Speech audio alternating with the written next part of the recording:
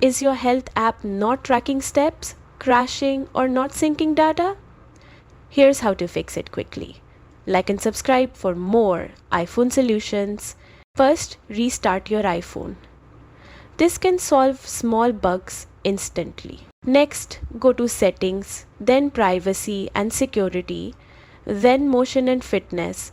Make sure fitness tracking and health are both turned on. Now go to Settings, then Health, then Data Access and Devices. Tap the device at the top and make sure it's allowed to track and sync your data. Check Background App Refresh.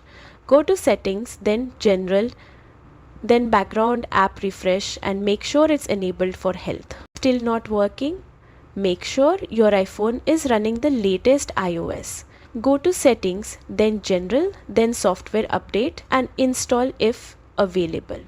If steps or activity data still won't show, try resetting all settings.